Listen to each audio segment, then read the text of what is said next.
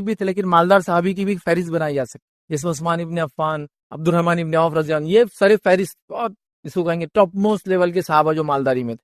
تو یہ ایک مرتبہ بیٹھے تھے اور روایت میں آتا ہے کہ ابراہیم بن عبد الرحمن کہتے ہیں، یہ ان کے بیٹے، اور کہتے ہیں کہ عبد الرحمن ابن عوف رضی اللہ عنہ کے سامنے ایک روز جو ہے کھانا لگایا گیا، آپ کو کھانا دیا گیا، تو کہنے لگے کھانا کھاتے کھاتے، مصعب بن عمیر جنگ جو احد میں شہید ہو گئے وہ مجھ سے زیادہ بہتر. کھانے کے وقت ہے، کھانا کھا رہے ہیں، کھانا دیا گیا، کہہ رہے مصعب بن عمیر مجھ سے زیادہ جو ہے آپ فرما رہے جو ہے جنگ جو احد میں شامل ہوئے اور شہید کر دیے گئے، وہ مجھ سے بہتر تھے اپنے اسلام کے اعتبار سے، اپنے ایمان کے، مجھ سے بہتر تھے. پھر فرماتے اور کہتے ہیں لیکن جب ان کا انتقال ہوا تو ان کو ایک چادر نصیب. روایت میں آتا ہے کہ ایک ٹکڑا تھا کپڑے کا، سر پہ ڈالتے تو پیر کھلے رہ جاتے تھے، پیر کی طرف کھینچ دیتے سر کھل جاتا. تو اللہ کے رسول سے پوچھا کہ آپ صلی اللہ علیہ وسلم سے کہ اب کیسے دفن کرے؟ تو کہا کہ سر ڈھک دو اور پیروں پہ گھاس رکھ دو. تو سر ڈھک دیا گا، پیر پہ گھاس ڈال دی گئی. اور یہ بھی بہت مالدار انسان تھے، یاد رکھیے واقعے کا وقت نہیں، بہت مالدار. یہ کہہ رہے کہ مجھ سے بہتر تھے، اور جب یہ شہید ہوئے تو ان کو پورا کفن بھی چادر نہیں ملی. پھر کہتے آگے بڑھ کر کہ حمزہ بھی اسی طرح شہید ہوئے اور حمزہ کو بھی مکمل کفن نہیں ملا، یاد رکھیں. پھر اس کے بعد آپ کہنے لگے کہ نام لے کر کہا کہ وہ شہید ہوئے اور وہ بھی مجھ سے بہتر تھے، ان کو بھی کفن میں صرف ایک چادر، مطلب 3 چادر ہونا چاہیے، 3 کپڑا، تو ایک ہی چادر میسر ہوئی. میں ڈرتا ہوں کہیں ایسا نہ ہو کہ عیش و آرام کا سامان ہمیں دنیا ہی میں دے دیا جائے. اور یہ کہہ کر آپ نے خوب رویا کہ کہیں عیش و آرام کا سامان ہم کو دنیا میں اللہ نہ دے دے اور آخرت ہماری کہیں سے برباد نہ ہو جائے. اور یہ کہہ کر آپ خوب روئے، حالانکہ آپ خوب مالدار تھے، مطلب حد سے زیادہ آپ کے پاس مال و دولت تھا، لیکن آپ ڈرتے تھے کہیں مال و دولت غالب نہ جائے، کہیں اس کا فتنہ مجھ پر غالب نہ جائے، کہیں اس کی وجہ سے میں دنیا مبتلا نہ ہو جاؤں اور اپنی آخرت کو برباد کر دوں. حالانکہ مجھ سے افضل لوگ دنیا میں تھے اور وہ اتنی غربت کے اندر دنیا سے چلے گئے. ٹھیک ہے، بہرحال ایک جس کو کہیں گے ایکسپیرینس تھا، ایک بہت مالدار انسان کا میں نے چاہا آپ کے سامنے رکھوں مال کے تعلق سے. اب آئیے، مال جو ہے کیسے فتنہ بنتا ہے، یا کن کی حالات میں فتنہ بن سکتا ہے. بہت مختصر ہم لیں گے کیونکہ بعد میں کچھ جنرل باتیں بھی اس کے اندر آئیں گی مال کے تعلق سے. تو مال کب فتنہ بن جاتا ہے، چند باتیں یا چند مقامات آپ کے سامنے رکھتا ہوں، یاد رکھیے. سب سے پہلے مال فتنہ کب بنتا ہے اور کن لوگوں کے لیے بنتا ہے؟ جب مال کی محبت اللہ اور اس کے رسول کی محبت سے ایکسیڈ کر جاتی ہے، مال فتنہ بن جاتا ہے. مال کی محبت دلوں میں اتنی زیادہ آ جاتی ہے کہ پہلے مال کا خیال آتا ہے، پھر دین و ایمان کا خیال آتا ہے. جیسا مثال کے طور پر میں نے یہ پروڈکٹ بنا دیا، اب پبلک میں بیچنا ہے، ارے بھائی پروڈکٹ لیکن حلال نہیں ہے، ارے بعد میں سوچیں گے نا، پہلے بیچو. تو آپ نے اللہ اور اس کے رسول کی تعلیمات بعد میں، پہلے مال پیسہ آنے دو، پہلے بعد میں ساری چیزیں دیکھیں گے کیا ہوتا ہے، کس کو نقصان ہوتا ہے، کون مرتا ہے، کون جیتا ہے، پہلے پیسہ آنا چاہیے. تو جس نے پیسے کو اپنا معبود بنا لیا، عام زبان میں کہوں گا، پیسے کو کتاب و سنت پہ مقدم رکھا، مطلب قرآن و حدیث پہ مقدم رکھا، اللہ اور اس کے رسول سے زیادہ محبت اس سے کی کہ اس کے مطابق ساری چیزیں ہوں گی، جو یہ جس کے ذریعے آئیں گا اس کے ذریعے ہم کام کریں گے، یہ جس سے دور ہو رہا ہم بھی وہ کام کو چھوڑ دیں گے، پیسہ جو بولیں گا وہ کریں گے، پیسہ جہاں سے آئیں گا وہیں کریں گے. تو یاد رکھیے یہ سب سے پہلی وجہ ہے جس کی وجہ سے مال فتنہ بن جاتا ہے، جب اللہ اور اس کے رسول کی محبت سے زیادہ مال کی محبت دلوں میں ہو جاتی ہے. اور یہ میں افسوس کے ساتھ کہہ رہا ہوں، ہم لوگوں کے دلوں میں، یاد رکھیے، آج مال کی محبت سب سے افضل محبت ہے. ارے بھائی فلاں چیز آپ کر رہے ہو لیکن وہ زمین صحیح نہیں ہے، وہ فلاں کا حق تھا، وہ یہ کی گئی نہیں، وہ سب جانے دو، اس سے فلاں ہو رہا ہے نا تو مجھے کرنا ہے. ارے آپ جو وہاں سے وہ کر رہے ہیں لیکن وہ آپ کا حق نہیں، آپ کیسے لے رہے؟ بس پیسہ آ رہا ہے نا تو مجھے کوئی لینا دینا نہیں، اسے بہنوں کا حق جا رہا ہے یا میری پھوپھیوں کا اب تک حق نہیں ملا وراثت، مجھے کوئی پرواہ نہیں، وہ دولت میرے پاس آنا چاہیے، تو بس یہ میرے لیے کافی ہے، باقی سب دیکھا جائے گا. سمجھے آپ؟ تو یہاں اللہ اور اس کے رسول کی تعلیمات سے زیادہ آپ کس کو ترجیح دے رہے ہیں؟ مال کو دے رہے ہیں. تو یہ مال پھر ہو گیا سب سے پہلی وجہ، یہ فتنہ بن گیا ہمارے لیے. تو مال فتنہ نہیں ہے، لیکن وہ لوگ جو مال کو اللہ اور اس کے رسول سے زیادہ چاہتے ہیں. اب میں یہ نہیں کہوں گا کوئی منہ سے اس کو کوئی مسلمان بولے گا کہ میں نعوذ باللہ اللہ اور اس کے رسول سے زیادہ مال کو چاہتا ہوں، لیکن پریکٹیکلی اپنے عمل سے انسان شو کرتا ہے کہ میں زیادہ چاہتا ہوں. آپ سمجھ رہے؟ مطلب آدمی بولتا نہیں. اس کی مثال میں دے سکتا ہوں، آپ نے کسی کو ادھار دیا، آپ مانگنے گئے اور اس کو دینا نہیں ہے، لیکن وہ بولنا بھی نہیں چاہتا، تو کیا بولتا آپ سب کو بتائیں؟ ارے انشاءاللہ دے دوں گا نا، کہاں جا رہے بات کر. لیکن سالوں سال صرف یہی بول رہا ہے، اس کو دینا نہیں ہے، لیکن یہاں منہ سے بولتا ہے کہ میں نہیں دینا چاہتا ہوں. ارے بھائی کیسا نہیں دیں گے آپ کا پیسہ، اتنا حق حلال کا آپ نے کمایا، دینا ہی ہے. پتہ چلا 50 لوگ آ کے اس سے مانگتے اور 50 کو یہی بولتا ہے وہ، تو دینا نہیں ہے، تو یہاں بولتا نہیں ہے. تو کوئی مسلمان نہیں کہے گا میرے دل میں اللہ اور اس کے رسول سے نعوذ باللہ زیادہ محبت، مال کی محبت ہے، لیکن پریکٹیکلی عمل سے پتہ چلتا ہے اتنی زیادہ گھر کر گئی ہے کہ زکوٰۃ نکالنے کو مشکل نظر آ رہا ہے. زکوٰۃ تو مال کا سب سے پہلا حق، یاد رکھیے، واجب اور فرض، یہ مالی عبادت ہے، یاد رکھیے. صدقات اس کے بعد نفلی عبادت ہے، یاد رکھیے، لیکن وہ بھی نکالنا مشکل جا رہا ہے، یاد رکھیے. اس کو بھی ہیلے اور بہانے تلاش کیے جا رہے یاد رکھیے، اور عجیب و غریب چیزیں بہرحال ہو رہی ہیں، تو یہ مال ایسے شخص کے لیے پھر فتنہ بن جاتا ہے یاد رکھیے۔ اور اللہ رب العزت نے جو میں نے شروعات میں آیت تلاوت کی یہی فرمایا کہ تمہاری اولاد اور تمہارا مال تمہارے لیے آزمائش، ایک ٹیسٹ ہے، ایک فتنہ ہے یاد رکھیے۔ تو اللہ اس کے رسول سے زیادہ مال کی محبت دلوں میں آج کل ہمارے ہو گئی یاد رکھے۔ آئیے صحیح مسلم کی روایت ہے، نبی اکرم صلی اللہ علیہ وسلم فرماتے اور کہتے ہیں اگر ابن آدم کے لیے سونے کی ایک وادی دے دی جائے، اس میں اللہ کے رسول مال کی محبت بتا رہے ہیں کیسی ہوتی ہے، وہ کیسا گھر کر لیتی ہے اور کتنی عجیب ہوتی ہے۔ اگر ابن آدم کے لیے سونے کی ایک وادی ہو تب بھی وہ دوسری وادی کی خواہش کریں گا، دوسری ہونا چاہیے۔ پھر فرماتے ہیں اور اس کا منہ مٹی بھریں گی، اور اللہ تعالیٰ رجوع کرنے والوں ہی پر رجوع فرماتا ہے۔ تو یہاں آپ نے فرمایا کہ جب ابن آدم کو ایک وادی مل جائیں گی سونے کی تو وہ خواہش کرے گا کاش کی دوسری وادی ہو جائے۔ اور یہ ہر آدمی فیل کر سکتا ہے، میں نے فلاں ٹارگٹ سیٹ کیا تو اپنے لائف میں اتنا اچیو کروں گا، وہ ہو گیا تو اب اس سے ڈبل کر لیتا ہوں، وہ ڈبل ہو گیا اس کو ڈبل کرتے چلے جاتا ہوں، ہے نا، تو فلاں چیز فلاں، تو یہ خواہش کبھی ہوتے نہیں۔ اللہ کے صرف ہمارے خبر کی مٹی جو منہ میں جائیں گی نا بس تبھی اس کی خواہشات ختم ہوں گی۔ تو پتہ چلا مال کی خواہش ہماری فطرت میں ہے اور وہ بہت شدید ہو جاتی ہے، تو لہٰذا کس کا کام ہے اس کو کنٹرول کرنا؟ میرا اور آپ کا کام ہے کہ اس کو ہم کنٹرول کرے، نفس کو دبائے، مال کے پیچھے پڑھ کر اللہ اور رسول کی تعلیمات کو ہم کہیں چھوڑ تو نہیں، یہ دیکھنا ضروری ہے۔ دوسری روایت صحیح مسلم کی یہ بھی یاد رکھیے، اس میں اللہ کے رسول صلی اللہ علیہ وسلم فرماتے اور کہتے ہیں بوڑھے آدمی کا دل دو چیزوں کی محبت پر جوان ہی رہتا ہے ہمیشہ۔ بوڑھے آدمی کا دل بھی دو چیزوں کی محبت میں ہمیشہ جوان رہتا ہے۔ کیا فرماتے ہو؟ دو چیزیں کون کون سی آپ فرماتے ہیں؟ زندگی کی چاہت اور مال کی چاہت، یہ دونوں چیزوں پہ وہ جوان ہو جاتا فوراً۔ مطلب ایک آدمی بوڑھا ہو جائے تب بھی دو چیزوں کی اس کی خواہش ہمیشہ جوان رہتی، ایک کی مال کماتا جاؤں اور میری جوانی واپس آ جائے، عمر پیچھے چل جائے یا عمر رک جائے، یہ دو خواہشیں اس کے اندر تب بھی رہتی یاد رکھیں۔ تو پتہ چلا یہ خواہش ہمارے دل میں ہوتی ہے، مال کی محبت ہمارے دل میں ہے، ہم کو اس کو کنٹرول کرنا ہے، اس کو لمٹ میں لانا ہے، اس کی حق ادا کرنا ہے، اس کے ذریعے اپنی نفس کو ہلاکت سے بچانا ہے، نہ کہ اس کے ذریعے ہلاکت میں ڈالنا۔ یاد رکھیے اس بات کو ہم سمجھے تو پہلی چیز اللہ اور اس کے رسول سے زیادہ مال سے محبت کرنا ہلاکت کا باعث۔ دوسرا یاد رکھیے ہلاکت کا باعث مال کب بنتا ہے، وہ یہ یاد رکھیے حلال اور حرام کی تمیز کیے بغیر مال کمانا۔ الحمدللہ اس پہ ایک پورا ٹاپک ہم نے رکھا ہے، حرام مال جس کو حلال سمجھ کے کمایا جا رہا ہے۔ بہرحال تو حلال اور حرام کی تمیز کیے بغیر مال کو کمانا، یہ مال بھی یہ فتنے کا باعث ہے، ہلاکت کا باعث ہے۔ مطلب انسان ارن کر رہا ہے لیکن وہ بغیر سوچے سمجھے کہ کہاں سے آ رہا ہے، کیسے آ رہا ہے، وہ کوئی چیز سوچنا نہیں، بس آ رہا ہے تو آنے دو۔ اس معاملے میں کوئی سوچ وچار کرنے کی ضرورت نہیں، جیسا بھی آ رہا ہے، چوری کے ذریعے آ رہا ہے، لوٹ کھسوٹ کے ذریعے آ رہا ہے، ڈاکہ ڈالنے کے ذریعے آ رہا ہے، رشوت خوری کے ذریعے آ رہا ہے، غلط مال بیچ کر آ رہا ہے، دھوکہ دے کر آ رہا ہے، جھوٹ بول کر آ رہا ہے، اللہ کی جھوٹی قسم کھا کر آ رہا ہے، بس پیسہ آ رہا ہے نا تو پھر اس کو آنے دو۔ بغیر حلال اور حرام کی تمیز کیے کہ مال کو حاصل کرنا یہ فتنہ ہے، یہ میرے اور آپ کے لیے ہلاکت کا باعث ہے۔ اور اکثر ہمارے یاد رکھیے محنتیں ہو رہی ہے لیکن رانگ ڈائریکشن میں ہوتی۔ میں آپ کو اگر سوال کروں کہ ایک دروازہ جس پہ پل لکھا ہوا ہے کھینچو اور اس کو پوری رات بھی پش کریں گے تو اس سے کچھ فائدہ ہوگا نہیں ہونے والا، یاد رکھیں۔ تو یہ بات کو سمجھنا ضروری یاد رکھیں کہ حرام حرام ہے، محنت کرنے سے حرام حلال نہیں ہو جاتا۔ کئی لوگوں کو یہ ہوتا ہے بولا تھا جس حرام ہے تو کیا بولتا ہے ارے محنت کر رہے ہیں اس کے لیے، تو شراب بنانے والا بھی دن رات محنت کر رہا ہے، پسینہ بہا رہا ہے، کیا کچھ نہیں کر رہا، تو کیا وہ محنت جائز ہوئی؟ اس نے غلط جگہ محنت کی، اس لیے وہ محنت کا اس کو فائدہ نہیں ملے گا، بلکہ محنت اس کو نقصان کا دنیا اور آخرت میں نقصان کا باعث بنے گی۔ تو لہٰذا حلال اور حرام کی تمیز ہم بھی سیکھیں، حلال حرام کی تمیز اپنے بچوں کو سکھائیں، حلال حرام کی تمیز ہر کسی کو ہونا چاہیے یاد رکھے، تاکہ حرام کے لقمے سے ہم بچے۔ حرام کا لقمہ یا حرام کمائی بہت نقصان کرتی ہے یاد رکھے، ایک تو فتنہ تو بن جاتی ہے اور اتنا نقصان کرتی ہے کہ اللہ رب العزت ہماری دعاؤں کو بھی قبول نہیں کرتا ہے۔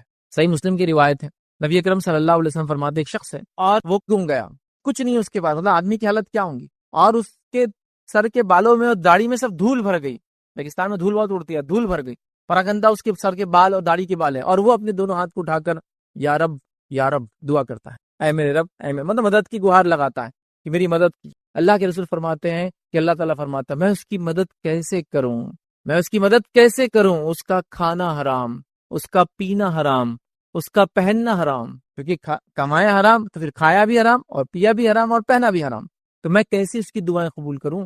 تو دعائیں قبول نہیں ہوتی یاد رکھیے حرام کمائی کی وجہ سے۔ ٹھیک ہے، خیر حرام کمائی کے نقصانات کیا تو ٹاپک نہیں ہے، لیکن یہ نقصان ہوتا ہے اس کا۔ تو ہم مال کے فتنے میں جب مبتلا ہوتے ہیں، جب حلال اور حرام کی تمیز ہم چھوڑ دیتے، یاد رکھیے صحیح بخاری کی روایت ہے، نبی اکرم صلی اللہ علیہ وسلم فرمایا لوگوں پر ایک وقت آئیں گا کہ آدمی پرواہ نہیں کرے گا کہ اس نے کس طریقے سے مال حاصل کیا ہے، حلال طریقے سے یا حرام طریقے سے۔ ایک زمانہ آئیں گا، اللہ کے رسول صلی اللہ علیہ وسلم پریڈکٹ کر چکے تھے کہ آدمی کیسے کمائیں گا، وہ اس کی تمیز نہیں کرے گا، چاہے حلال سے آؤ حرام سے آؤ، اصل چیز ہوں گی مال آتا رہے، پیسہ ڈراپ ان ہوتا رہے، اکاؤنٹ فل ہوتا رہے، بس یہ اصل ہے. اور یہی مال کی ہوڑ نے آج اکثر لوگوں کو انسانیت کے قتل کرنے پر، ان کو برباد کرنے پہ آمادہ کیا ہے. کتنی ایسے ذرائع جو حرام ہے لیکن وہ مسلمانوں میں اس کو بیچا جا رہا ہے، اس کو بنایا جا رہا ہے، اس کو کھایا جا رہا ہے، اس کو پیا جا رہا ہے. اور کرنے والے کو نصیحت کر دو، کہتا نہیں بھائی پیسے آ رہا نا جب تک تو چیزیں چلنے دو، بعد میں دیکھا جائے گا. یا پھر ایک غلط سوچ، اس سوچ کا ازالہ بھی کرتا ہوں، یہ ہے کہ اگر میری انکم حرام ہے اور میں اس کو زیادہ سے زیادہ اللہ کے راہ میں خرچ کروں تو وہ کمپنسیٹ ہو جائیں گی. تو اللہ تعالیٰ یاد رکھیے حرام کو پسند ہی نہیں کرتا، حرام صدقہ بھی قبول نہیں کرتا. لہٰذا کچھ لوگوں کی تھاٹ ہوتی ہے نا، تو رشوت لے لوں گا تو ادھر صدقہ بھی کر دوں گا. رشوت لینا ہی حرام ہے، صدقہ بعد میں دیکھا جائے گا، چونکہ وہ قبول ہی نہیں ہوتا، چونکہ وہ حرام طریقے سے کیا گیا. یاد رکھیے یہ بات سمجھنا ضروری. یاد رکھیے دو شخص تھے، آگے ایک انار لے کر ایک شخص جا رہا تھا. تو ایک شخص نے کیا کیا، انار کی ٹوکری میں سے ایک انار اٹھا لیا، اور دوسرے شخص نے کہا بھائی یہ تو چوری ہے، آپ نے انار اٹھا لیا. تو کہا ارے دیکھو ابھی کیا کرتا ہوں. اچھا کیا کرتے؟ آگے جا کے اس نے فقیر کو دیا اور کہا دیکھو یہ فقیر کے انار لے کر کھا سکتا تھا نہیں نا، تو میں نے اس کی مدد کی. لیکن انہوں نے کہا یہ تو ٹھیک ہے تم نے اس کی مدد کی، لیکن پہلا جو کام کیا چوری، وہ تو حرام ہے نا.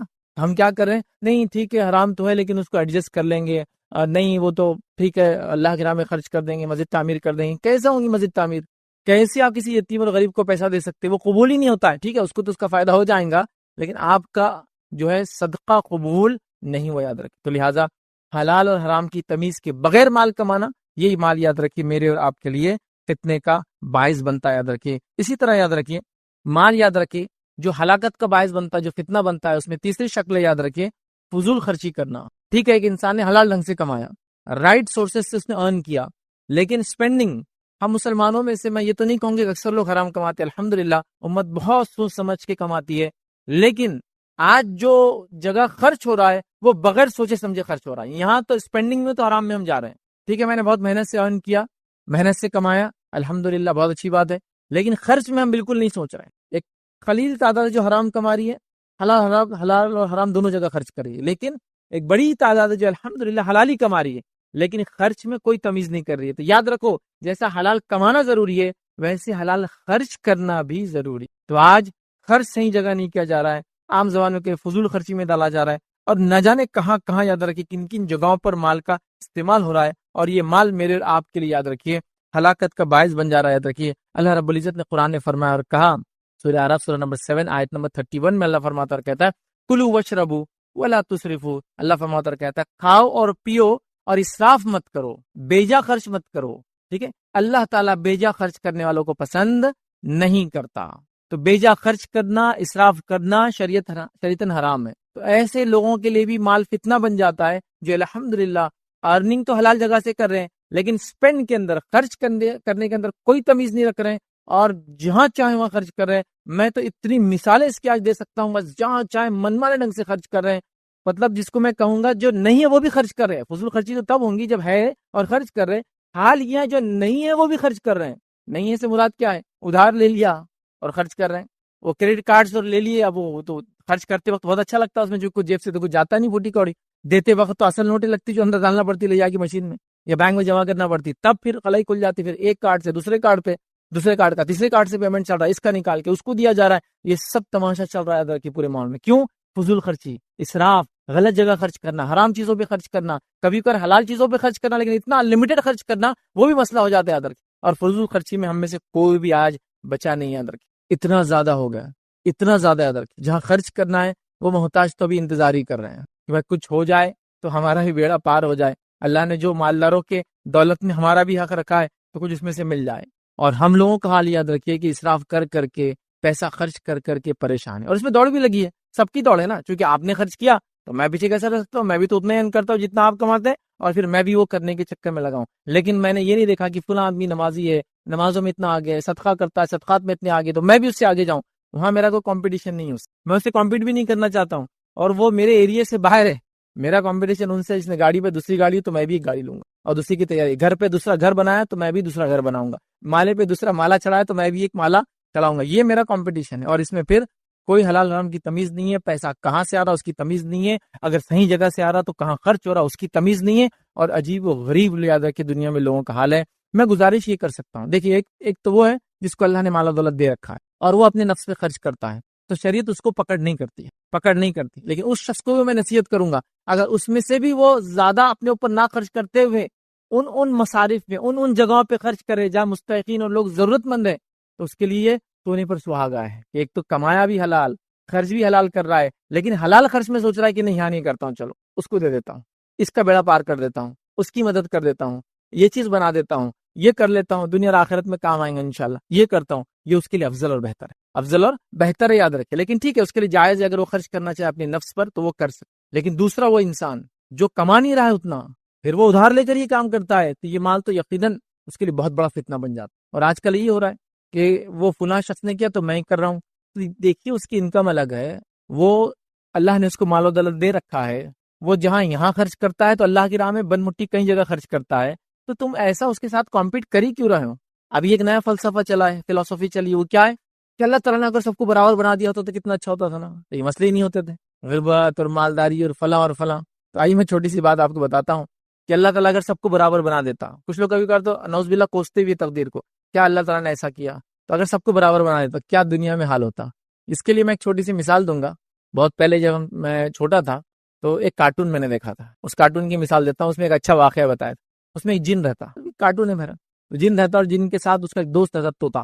اب ہوتا یہ کہ وہ جن اور طوطا اچھے دوست رہتے تھے۔ ایک بار طوطا بولتا تیری جو طاقت ہے اتنی زیادہ ہے، اگر میرے پاس ہوتی نا تو میں تو فلاں فلاں فلاں فلاں کر دیتا ہوں۔ جن احساس کمتری میں آ جاتا ہے اور اپنی طاقتیں تھوڑی ایک دن کے لیے طوطے کو دے دیتا ہے، جاؤ جو کرنا ہے کرو۔ اب طوطے میاں نکلتے ہیں اور بس جادو کی چھڑی، لوگ آتے پیسہ چاہیے پیسہ چاہیے، اتنا پیسہ کیوں بولتے شہر میں پیسہ برس جائے تو ایسے ہیرے برس رہے، موتی برس رہے، پیسے برس رہے، لوگ اس کو لوٹ رہے۔ اب یہ ہو گیا تھوڑے دن، ایک دو گھنٹے بعد ایک آدمی آتا بیمار رہتا ہے، بھائی میرے گھر میں بیمار ہے، کوئی اس کو اٹھا کے لے کے چلو، تو دوسرا بولتا میں بھی تو تیرے اتنا مالدار ہوں، ہر آدمی ایسا پیسے ہاتھ میں سونا چاندی ہیرے لے کے گھوم رہا ہے ایک ایک کپڑا خریدنے، لیکن وہ بولا اب دو لاؤ ایسے بھر کر، کیونکہ کیا ہو گیا، پیسہ ڈی ویلیو ہو گیا، پیسے کے عام ہونے سے اس کی ویلیو ختم ہو جاتی، معلوم اس کا ٹیسٹ ختم ہو جاتا ہے، اس سے دنیا چل ہی نہیں سکتی ہے۔ یہ سسٹم دنیا کا چلیں گے نہیں جب تک مالدار اور غریبی والا سسٹم نہیں چلے گا۔ یہ اللہ نے اپنے حکمت سے بنایا ہے، غریب کو غریب اس کے گناہوں کی وجہ سے نہیں بنایا، اور مالدار کو مالدار اس کے نیکی کی وجہ سے نہیں بنایا، دونوں کو ایک دوسرے کے ٹیسٹ بنایا، مالدار سے غریبوں کو ٹیسٹ کر رہا ہے، غریبوں سے مالدار کو ٹیسٹ کر رہا ہے،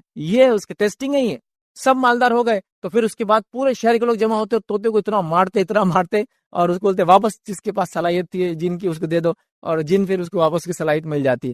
تو گویا ایسا ہو ہی نہیں سکتا ہے دنیا میں۔ تو اب اصل چیز تو یاد رکھی، خرچ خرچ خرچ، ریکویسٹ کروں گا خرچ کو صحیح جگہ، اللہ نے دیا بھی ہے تو احتیاط کر کے اپنے لمٹ میں رہ کر آس پاس کے حالات کو دیکھتے ہوئے زیادہ سے زیادہ اس پہ خرچ کرے، لیکن جائز ہے، میں سے انکار نہیں کروں کہ آپ مالدار ہیں تو آپ کے لیے خرچ کرنا جائے، لیکن فضول خرچی سے بچنا بے حد ضروری۔ اب فضول خرچی کی بات ہے تو یہاں یہ بات ہی بتا دو، فضول خرچی کا پیمانہ سب کے لیے برابر نہیں ہوتا۔ اگر آپ پوچھیں گے فیض بھائی 100 روپے خرچ کرنا فضول خرچی ہے کہ ہوٹل میں جا کے، تو کسی کے لیے ہاں بھی ہو سکتا ہے اور کسی کے لیے میں نہ بھی جواب دے سکتا، کیونکہ فضول خرچی کا پیمانہ اس کے انکم پر اور اس کی حیثیت پر ڈیپینڈ ہے۔ جیسے مثال کے طور پر ایک مالدار انسان 5 اسٹار ہوٹل میں جائے 10,000 کا کھانا کھائے، کبھی کبھار اس کے لیے فضول خرچی نہیں ہو سکتا، سمپل نہیں ہو سکتا۔ لیکن وہیں میں پوری زندگی لگا دوں، اس کی ٹوپی اس کے سر پہ ڈالوں اور فلاں کروں اور پھر جا کے وہاں کھاؤں، یہ فضول خرچی میں آ گیا۔ تو آپ کہاں اس نے بھی 10,000 خرچ کیا، میں نے بھی 10,000 خرچ کیا، میرے 10,000 خرچ کرنے کو فضول خرچی میں کاؤنٹ کر رہے ہیں آپ، اس کے 10,000 کو جائز بول رہے۔ اللہ نے اس کو جو مال و دولت دی تھی وہ اس کے اعتبار سے خرچ کر رہا ہے۔ جیسا صحابہ میں ایسے صحابہ بھی تھے جن کی محلات تھے، ایسے صحابہ بھی تھے جن کی جھوپڑیاں بھی تھی، نہ انہوں نے ان کو تانا مارا نہ انہوں نے ان کو کچھ بولا، دونوں خوشی خوشی رہ رہے تھے۔ سمجھ رہے آپ بات کو؟ تو لہٰذا جس کے پاس جو انکم ہے اس کی ویسی ایکسپینس رہیں گا، وہ مسئلہ نہیں ہے۔ فضول خرچی یاد رکھیے اس کا پیمانہ ہر کسی سے بدلیں گا، تو آپ سمجھ لیجیے آپ کے لیے کیا فضول خرچی ہو سکتی ہے۔ جیسا سب کچھ لگا کے میں فلاں چیز لینا چاہتا ہوں، ایک گاڑی، سب کچھ زندگی کا لگا دیا اس کے لیے، اس کی کیا ضرورت ہے وہ بھی کسی اور کو بتانے کے لیے، بڑا عجیب معاملہ ہے۔ تو فضول خرچی میں ہم لوگ بہت ایک دوسرے سے کمپیٹ کر رہے ہیں۔ میں گزارش کروں گا آپ نیکی میں کمپیٹ کریں، صحیح جگہ خرچ کرنے میں کمپیٹ کریں، اور یہاں اچھا یہاں کوئی دوسرے کو کمپیٹ کرنا بھی نہیں چاہتا۔ ایسا فار ایگزامپل میں آ گیا ایک مالدار حلقے میں رہتا ہوں، سمجھو ایلیٹ کلاس میں ہوں، بہت مالدار لوگ شہر کے رہتے ہیں، تو حالت یاد رکھیے کہ مالدار ہو کے بھی ہم سب غریب ہیں، مطلب اس حلقے کے اندر بھی، کیونکہ ہر کسی کی نظر دوسرے کے اوپر ہے خالی۔ مالداری اصل کیا ہوتی ہے معلوم، آپ کو یہ بات بھی بتا دوں، مالداری نفس کی مالداری ہوتی ہے۔ آپ نے کہا الغنا غنا نفس، دل سے مالدار ہونا چاہیے آدمی نے، پیسے سے نہیں ہوتا آدمی مالدار کو بھی دل سے ہوتا ہے۔ تو یہاں مالدار تو ہوں، آپ کسی کے پاس میں نے دیکھ لیا کہ کل تک یہ کچن تھا، آج یہ کچن ہے، وہ کچن سے اندازہ ہوگا گاڑی کون سی اس کے پاس، اب میں لگ گیا یہ گاڑی حاصل کرنے کے لیے، لیکن میں نے کبھی اس کی مسجدوں کی تعمیر، مدارس پہ خرچ، یتیموں کو دینا، مسکینوں کی مدد کرنا، مسافروں کے لیے فلاح کرنا، بیماروں کے لیے وہ نہیں دیکھا۔ اب میں لگ گیا اس کے پیچھے دوڑ میں کہ مجھے بھی ایسا کچن ہاتھ میں چاہیے جو یہ برانڈ کا ہو، اس کی ضرورت نہیں تھی، اور پھر اب میں کیا کر رہا ہوں، فضول خرچی کی طرف جا رہا. تو الحمدللہ امت مسلمہ میں اکثر لوگ حلال کماتے ہیں، لیکن فضول خرچی کا پیمانہ بہت ہو چکا ہے. یاد رکھیے اس کے کئی، جس کو کہتے ہیں مظہر، جس کو بولتے ہیں جہاں ہم دیکھ سکتے ہیں. یاد رکھیے میں مثالیں دے سکتا ہوں. ہمارے لباس، ہمارے گاڑی، ہماری شادی بیاہ، ہمارے خام و خواہ کے آؤٹنگز کے خرچ اس لمٹ میں اور اس حد پہ ہو گئے جس کی کوئی امتحان نہیں. اننیسری چیزوں کو بس مہینے 2 مہینے 4 مہینے سال بھر میں بدلنا گیجٹس کو، اس لیے کہ بھائی نیا گیجٹ آ گیا تو پھر کیسا ہوں گا. پرانا تو پرانا ہی ہو نا. اتنا پرانا لوگ کیسے نام رکھیں گے بھائی اتنے بڑے سیٹ ابھی تک جو ہے 15 نمبر کا استعمال کرے، 16 نمبر کا آ گیا، 17 کی تیاریاں چالو ہیں. ہاں ادھر 25 لانچ ہو گیا، ادھر 26 آنے والا ہے، اور تم ابھی بھی جو ہے 22 استعمال کر رہے، کیسا ہو سکتا ہے نا. ماڈل دیکھتے ہیں نا سر ایک دوسرے کو، اور میں تو وہ اچیومنٹ کے لیے انتظار ہی کر رہا ہے کہ یہ میرا اسٹیٹس کب جائے گا کہ میں یہ نمبر سال کے حساب سے ہینڈ سیٹس لوں گا. یہ سب ہو رہا ہے. یاد رکھیں تو فضول خرچی یاد رکھیں، اس کی سب پیمانے ہیں، اس کے لیے ساری پلاننگ ہے، اس کے لیے ساری کوششیں یاد رکھیں. اور یہاں ہم کر رہے، پھر اس نے گھر بنایا تو مجھے گھر بنانا ہے. فضول خرچی سے بچیے. یاد رکھیے بڑی اہم چیزیں یاد رکھیے. اللہ تعالیٰ نے کہا کھاؤ پیو اور اسراف مت کرو. اسی طرح یاد رکھیے دوسری جگہ جو ہے اللہ رب العزت قرآن فرماتا ہے، کہتا ہے اور رشتہ داروں اور مسکینوں اور مسافروں کو ان کا حق دو، اور مال کو بیجا خرچ نہ کرو، بے شک بیجا خرچ کرنے والے شیطان کے بھائی ہے. اور اللہ رب العزت فرماتا ہے اور شیطان اپنے رب کا ناشکرا ہے، تو لہٰذا بیجا خرچ کرنے سے ہم کو منع کیا گیا. اسی طرح اللہ کے رسول صلی اللہ علیہ وسلم فرماتے ہیں، کہتے ہیں ایک شخص رسول اکرم صلی اللہ علیہ وسلم کی خدمت میں حاضر ہوا اور اس نے عرض کیا کہ میں فقیر ہوں، میرے واسطے کچھ بھی مال وغیرہ موجود نہیں ہے، اور ایک یتیم بچے کی جو ہے میرے اوپر کفالت ہے. تو آپ صلی اللہ علیہ وسلم فرمایا کہ پھر کفالت ہے، اس کے پاس اگر یتیم میں کچھ پیسہ ہے تو اتنا لے لے جتنے کی تجھے ضرورت ہے. یاد رکھیے اور اس سے زیادہ نہ لینا، ٹھیک ہے، کیونکہ وہ فضول خرچی میں آ جائیں گا. مطلب جو حد ہے اتنی تم لے لو، اس سے زیادہ نہیں لینا ورنہ وہ فضول خرچی میں آئیں گے. یاد رکھیے. آئیے آگے بڑھتے ہیں. تو فضول خرچی سے ہم نے دیکھا یہ بھی ایک وجہ مال فتنہ بن جاتا ہے. چوتھی چیز یاد رکھیے مال خرچ نہ کرنا اور کنجوسی کرنا، یہ بھی مال کا فتنہ ہے. آپ کے پاس مال و دولت ہے، ایک ہے فضول خرچ، اسپینڈ تھرفٹ، وہ برباد کر رہا ہے، مال جلا رہا ہے، یا دوسرا ہے خرچ ہی نہیں کر رہا ہے. اور بخیلی کے اندر خاص طور سے زکوٰۃ کا نہ دینا، اور بخیلی کے اندر خاص طور سے اللہ نے جن کے حق رکھے وہ نہیں رکھنا، یہ بخیلی ہے. ایک انسان اگر اپنے مال کی زکوٰۃ نکالتا ہے اور اللہ نے جن کے حق رکھا ہے دیتا ہے تو اس کو آپ کنجوس نہیں بول سکتے. پھر وہ کفایت شعر ہے. اس کے بعد کفایت شعری اور کنجوسی میں بہت تھوڑا سا ڈفرنس رہ جاتا ہے، بہت چھوٹی سی لائن ہے. ایک آدمی زکوٰۃ دیتا ہے اپنے مال کی، ایک آدمی جو جن کا حق ہے وہ سب دیتا ہے، اس کے بعد وہ ایک پوٹی کوڑی کہیں خرچ کرتا ہے. مطلب بیوی بچوں کا حق کھلا رہا ہے، پلا رہا ہے، اچھا رکھ رہا ہے، اللہ نے جو حق رکھا زکوٰۃ دے رہا ہے، ضرورت پڑی امت کو جب پال خرچ کر رہا ہے، لیکن سادہ سیدھا لباس ہے، سادہ سیدھا آج بھی گھر ہے اس کا، کوئی مطلب ایسا گھر نہیں کہ لوگ کہے کہ یہ وہ مالدار شخص ہے، سادی سیدھی گاڑیوں میں رہ رہا ہے، تو آپ اس کو کنجوس نہیں بول سکتے. بہت سے لوگ بولتے ہیں نا ارے اتنا مال ہے، اس نے جلائیں گا بھی نہ پورا تو 7 پیڑھیوں تک چلیں گا، لیکن دیکھو گاڑی نہیں، میرے پاس رہتا نا تو میں بتاتا پھر کائے میں گھومتا اور کیا کرتا. یہ کنجوس نہیں ہے، یہ آدمی کنجوس نہیں. کنجوس کون ہے؟ جو اللہ کا حق بھی نہ دے.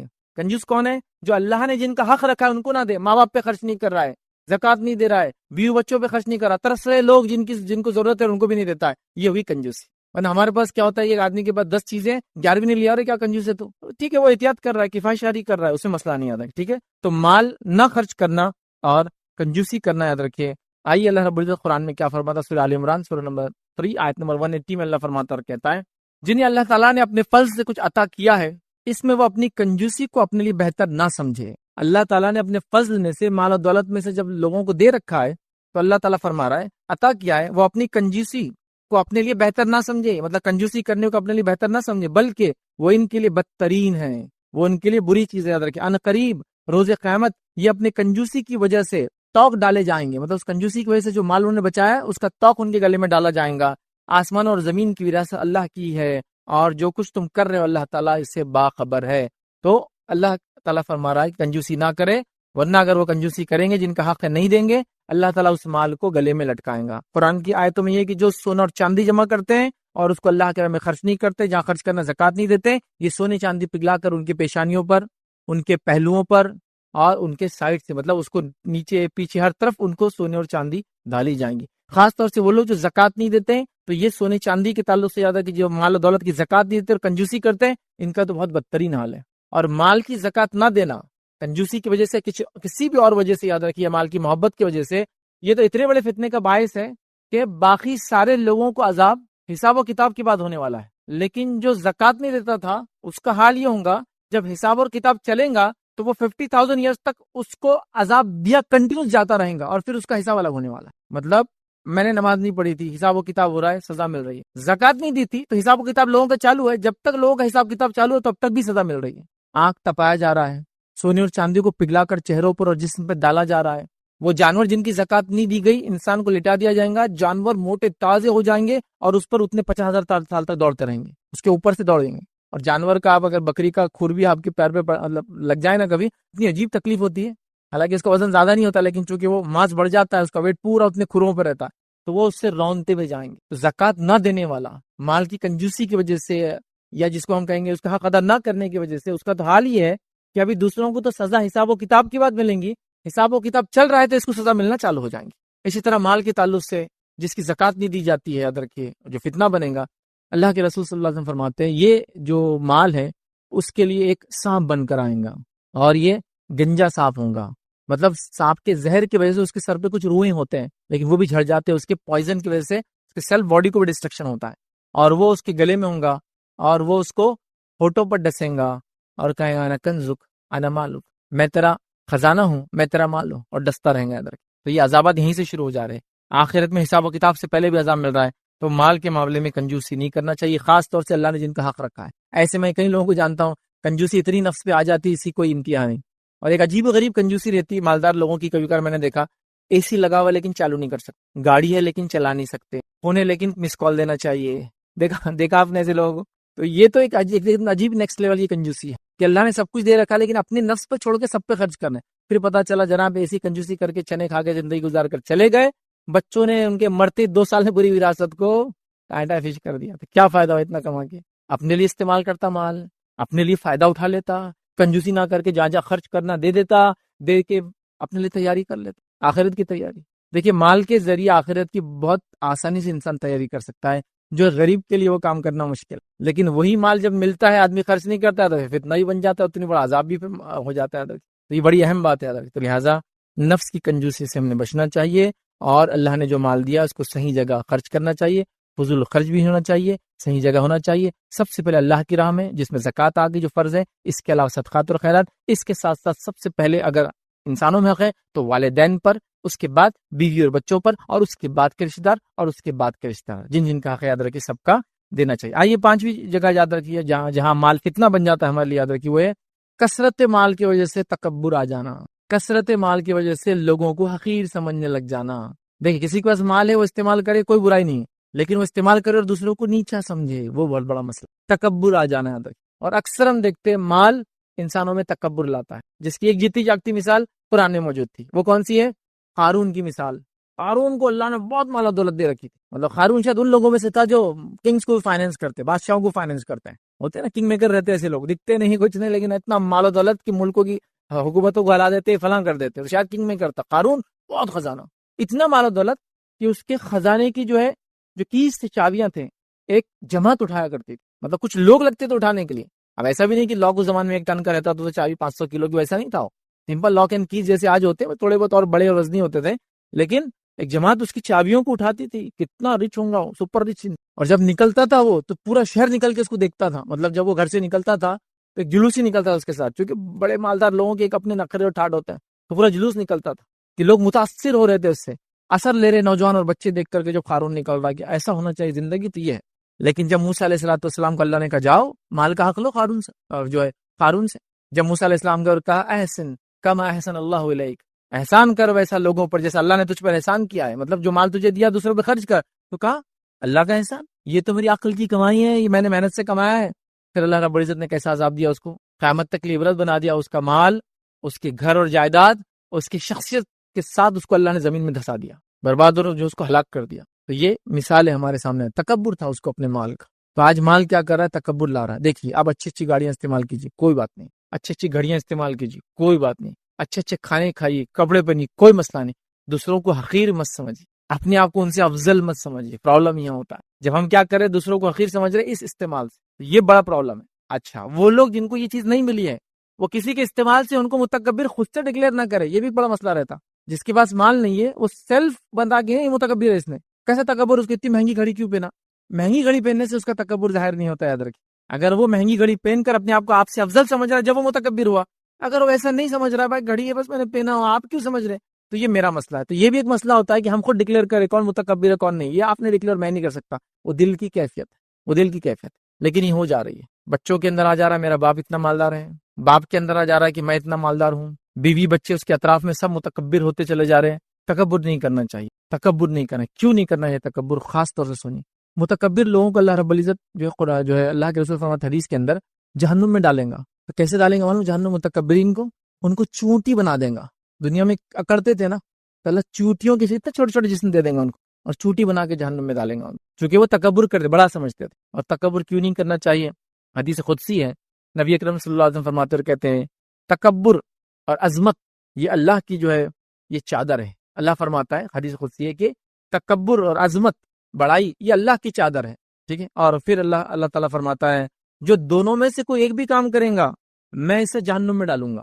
تکبر اللہ کا حق ہے، اس نے اتنی بڑی کائنات بنائی، وہی ایک ذات ہے جو لائق ہے کہ وہ تکبر کرے، باقی کوئی نہیں کر سکتا. کچھ بھی نہیں کیا ہم نے. تو حالات یہ ہے کہ سڑک پہ چل رہے تھوڑا سا پتھر آ گیا، منہ کے بل گرے، داتا بھی توڑ لیا، منہ بھی پھٹ گیا پورا.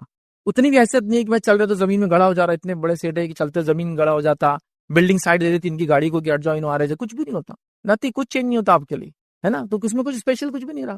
ایک نعمت ہے جو زیادہ دی، مال کی دے دی، کسی کو جسم کی دے دی، کسی کو عقل اور علم کی دے دی، سب کو الگ الگ نعمت دی اللہ تعالیٰ نے. اس کو سمجھیے آپ. تکبر مت کی. تو تکبر، کبریائی، بڑائی، عظمت اللہ کی چادر ہے، یاد رکھیے یہ. اور جو بھی یہ کام کریں گے یاد رکھیے، چادر سمجھتے نا، ایک آدمی ہے وہ چادر اوڑھ کے جا رہا ہے، آپ کی چادر پکڑیں گے، کتنا برا رہا، رسپانس دیتا ہے آپ کو، جوابی کاروائی کریں گا. تو یہ اللہ کے لیے لائق ہے. اب اگر میں یہ کام کرتا ہوں تو میں اللہ کی حدود میں گھس رہا ہوں. نتیجہ کیا ہوگا؟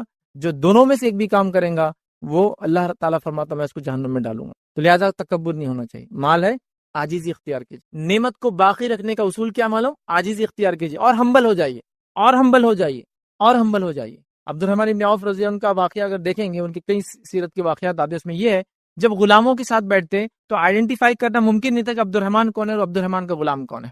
اتنے سادہ رہتے. مطلب یہ نہیں کہ پھٹے کپڑے پہن کے غلاموں کے جیسے رہ رہے، بٹ غلام کھا رہا ہے تو بھی ساتھ کھا رہے اس کے. اب کون آئیڈینٹیفائی کریں گے کوئی غلام کے ساتھ کھانا کھا سکتا مالک؟ دیکھ رہے ہیں آپ، یہ عاجزی تھی ان کی. مالا دولت ایک نیکسٹ لیول پر، عاجزی ایک نیکسٹ لیول پر. ہمبل تھے وہ. تو اللہ نے باقی بھی رکھا ان چیزوں کو، وہ نام، ان کی جو کچھ انہوں نے خرچ کیا، جو کچھ اس سے انہوں نے فائدہ اٹھا، جو کچھ دنیا کو دے گئے، اس کا اجر و ثواب بھی ان کو ملنے والا ہے. تو یہ بڑی اہم بات ہے، یاد رکھیے. تو اس کو ہم سمجھے. تکبر مت آنے دیجیے. اپنے بچوں کو کبھی ہوتا ہے حالات جیسے چل رہے ہیں، بچوں کو تکبر آیا تھا آپ کے مال کی وجہ سے، ان کو بیٹھ کر نصیحت کرنا. نصیحت کیا کرنا؟ کہ بچوں یہ مال و دولت اللہ رب العزت کی نعمت ہے، آج دیا ہے کل لے بھی لیں گا. اور مال و دولت سے زیادہ بے وفا تو کوئی بھی نہیں ہے دنیا میں. بے وفائی ہے، مرنے کے بعد تو وہ آتا ہی نہیں آپ کے ساتھ. مطلب سب سے پہلا ساتھی جو آپ کا ساتھ چھوڑتا ہے وہ مال و دولت ہی ہوتا ہے. مرتے ہی رشتے دار اس پہ لے لیتے، ہے نا. اتنا بے وفا ہوتا ہے کہ ہاتھ میں کچھ انگوٹھی بھی تو کھینچ کے نکالتے ہو. دفناتے وقت بولتے نہیں کس کے ساتھ دفنا دو. کھودتے بعد گڑھا اگر 10 روپے کا سکہ گر گیا تو بولتے ایک دم رک جاؤ، وہ سکہ نکالو، خبر بند کرے جیب میں سے گر گیا، ایک منٹ نکالو. وہ نہیں جا سکتا ساتھ میں، کچھ نہیں جاتا ساتھ. اتنا بے وفا ساتھی، یاد رکھیں. اور اس کے لیے ہم لوگ سب کچھ کر رہے ہیں، یاد رکھیں. تو آپ تکبر کر رہے ہیں اس کے لیے، یہ بہت بے وفا ہے، یاد رکھیں. یہ آپ کی زندگی میں ہی آپ کا ساتھ چھوڑ کے چلے جاتا ہے کبھی کبھار. اور یہ بات ہم نے دیکھی، اللہ تعالیٰ نے لوگوں کو چھوٹے چھوٹے جو کام کرتے تھے آج بڑے بڑے مقامات پہ پہنچا دیا. اور اگر وہ اللہ کا شکر ادا کرے تو اللہ اس نعمت کو باقی بھی رکھ رہا ہے نسل در نسل. ناشکری کر رہے ہیں تو اللہ تعالیٰ ان کا اس کو رائز اینڈ فال اپنے آنکھوں سے ہم دیکھ رہے ہیں. دیکھا ہوں گا آپ نے کہ پڑوسی تھے اتنے مالدار تھے، آج غربت کی زندگی، کبھی وہ زکوٰۃ مانگنے آ جاتے